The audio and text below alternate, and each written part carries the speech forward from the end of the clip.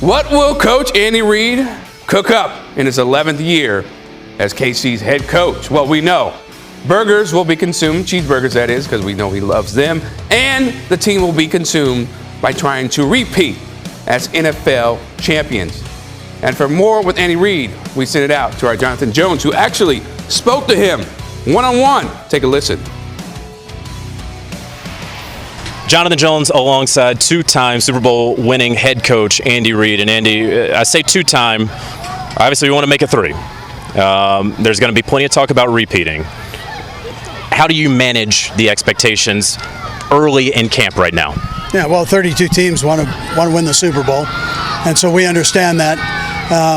We can take care of what we can take care of, and we can do it the best of our abilities, and that's what we focus on. We don't worry about everything else. The things you can't control, take care of what you can. You don't worry about looking over the hedges at some of the other AFC teams or what quarterback has been traded for or anything like that. It's all about right here in St. Joe. Yeah, Jonathan, I mean, we've got great leadership on the team. We've got good coaches, and Brett Veach has done a nice job of bringing in competition for all the positions, and so we roll from there, and we just try to get better. Every time we step on the field, we try to get better, and that's all you can do, really. How do you keep the edge with these guys? Because some can rest on their laurels, right? Okay, AFC Championship game has become almost a given here. I know there's a lot of work that goes into it. How do you get these guys to keep that edge through the whole season?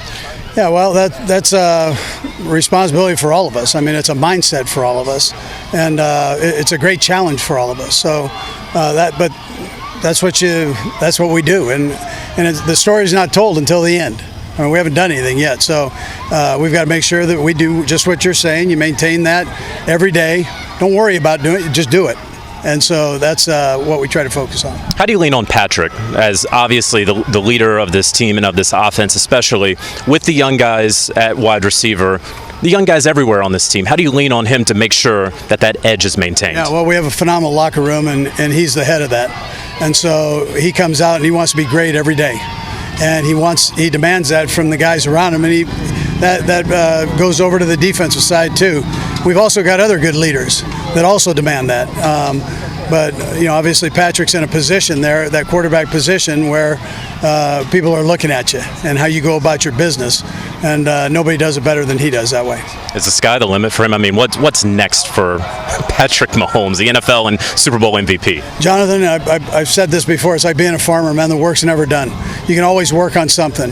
It could be the smallest thing, from a tiny step against a certain coverage on a certain play with a certain receiver. I mean, just it never ends. And so you talk to the old veteran quarterbacks, and they'll come back and say, man, I wish I would have been able to do that right there. Well, but they were working on doing that and trying to get that into their game to make them even greater than what they already are.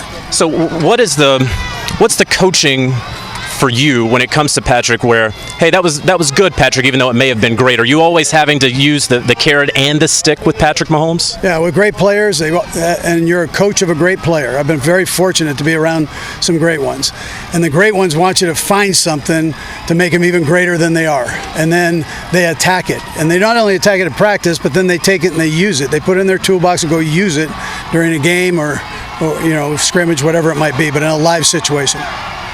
We talk about leadership. One of the leaders of this team, Chris Jones, obviously not here. I know you spoke with the local media earlier, but what's your perspective on that? I know Brett Veach and his staff working very hard on getting him in here and finding a resolution, but what's it mean to not have Chris out here right now? Yeah, listen, our guys are resilient that way. They just go, somebody's not here, we keep rolling. And Chris is a big part of it. But if you're not here, you're not here. I mean, that's the other guys are going to work on getting better, and they stay focused on that. And whatever happens. It's all part of the game.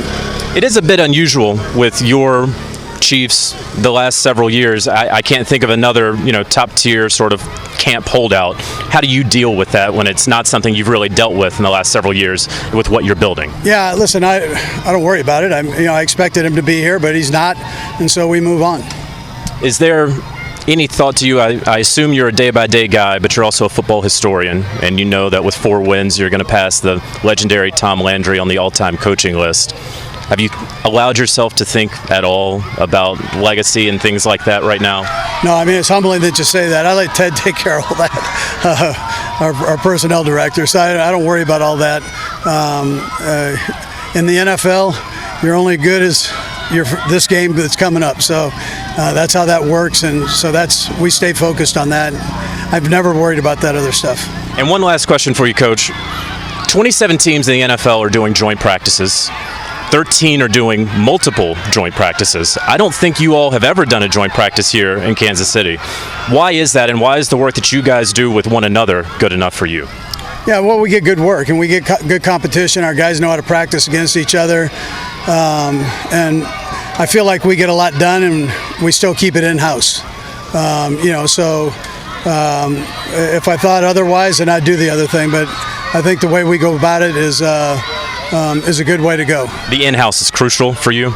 Well, it is. I mean, this game's always changing, so I don't want to sit here and say that's the only way to do it. There have been some great teams that have done it where they work with other teams, but I just feel that this is the best way to do it. Good. Yeah. Andy Reid, thanks so much for the time. Jonathan, thank you. All right, great work there, Jonathan and Andy. And just to take a look at teams who have had back-to-back Super Bowl wins, the last team to do so, the New England Patriots, 2003-04. Before that, you had to go in a different decade.